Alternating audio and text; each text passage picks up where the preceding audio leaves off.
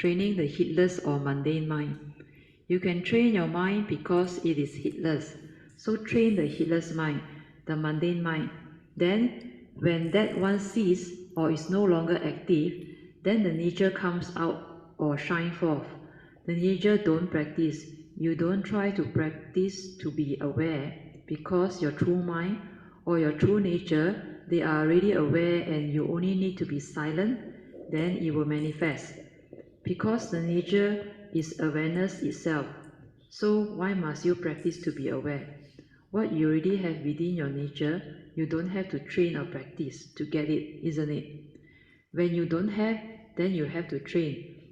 You have to practice. Just like the mundane mind, which is heedless, thinks a lot, restless, with all the emotions and delusion. That one you need to train. That's why you only train the mundane mind, but to develop sati and mindfulness, you don't go and practice. So can you understand? Huh?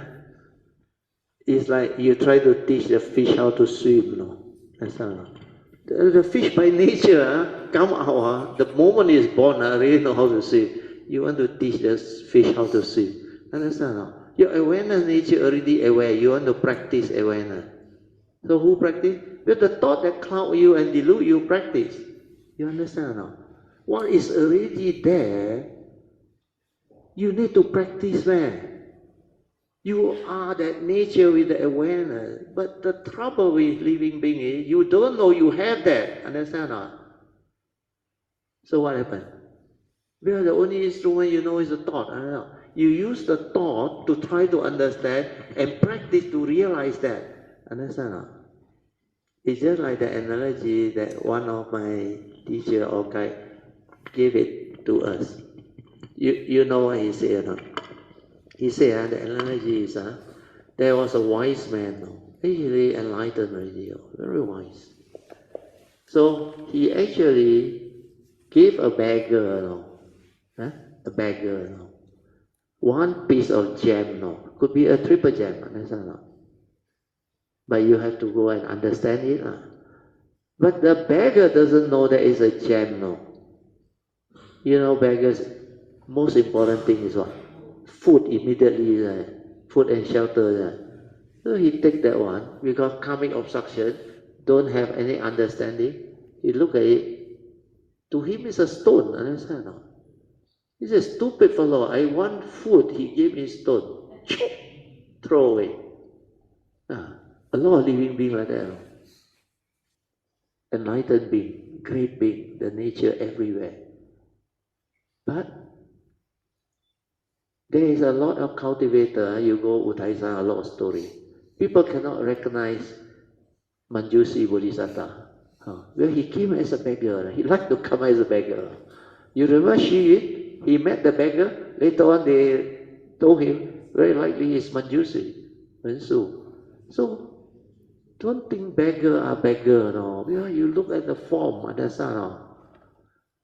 You don't have the awareness to understand. That's why they say, 找寶. You know what is the meaning or not? The Cantonese. In English, how to put? Our dialect very good. 找寶. Run away luck. Or precious thing.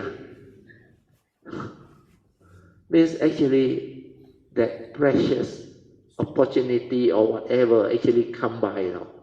But you didn't see. So, you cannot receive. Like treasure everywhere along the path. You never understand. You think it's all this, ayo, what for? Rejoice for what? Understand? Listen to Dhamma for what? I might as well stay at home, karaoke. Understand? Actually, all these are gems. Even you go and tell them, hey, come attend Dhamma class.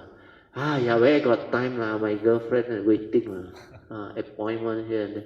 I got this, I got that. Why? Because they don't recognize the treasure, the gem. Not enough suffering. What? Not enough suffering. Not enough suffering. So we say, correct. Because still enjoying life. Bị trúng chiong. Cantonese say, haven't kena shot. When you cannot shot already, then you worry, you can die. How come blood keep on oozing out? Wow, so much pain. Send you to hospital. Then what happened? Emergency, ICU. Then the bill all go out, panic. But before kena that thing, you enjoy. Late night also never mind go out. Then like very great, argue with people, fight with people. Like you big time gangster, that's all. But you met somebody more fierce than you, habis understand? So, like Sui said, haven't experienced and now suffering. That's why they don't recognize all this. When do you seek Dhamma? Spiritual. When you got big problem is that. Otherwise people got no time for Dhamma, understand? Then sometimes their karmic obstruction, they don't seek Dhamma, they seek Bomo. They seek the Lamolo. They seek all the feng shui fellow. Because last time they are like that in past life, swindle people. Hey, please, don't quote me. After all the feng shui master all come out, they got their signs. Please, don't go and interfere. Okay? So when you understand, then this thing becomes clear. Because if you don't give all this type of explanation, you cannot relate the Dhamma to life. Understand? To us, with the awareness and the Dhamma understanding, we see it so clear. That's why sometimes I look around, right living, people who have the condition, affinity, they fatat, no, understand? They didn't know it's treasure, but just because their goodness, they pay respect, they offer dana and all that. Don't know us from outside deliver thing, then they heard got retreat, they also want to partake. Understand? Then the cunning and deluded one, no time for all this one. But to them, this is not important. This is for the bird. Understand? Not for them. Understand? Because they say they are human beings. So, different understanding will lead to different outcome. Understand? Actually, all the spiritual wealth everywhere. You don't know how to pick and don't know how to give meaning and don't know how to actually make full use of the opportunity. So with all this sharing, hopefully you wake up, no longer deluded and heedless. Then you will follow the advice of the Buddha. Strive on. Train your mind to have heedfulness, then only strive, no. Don't strive before the heedfulness come, no. If you thought based on you strive for what, understand? Wasting time, understand? Develop the heedfulness, then go all out. What is go all out? Like I say, silent, understand?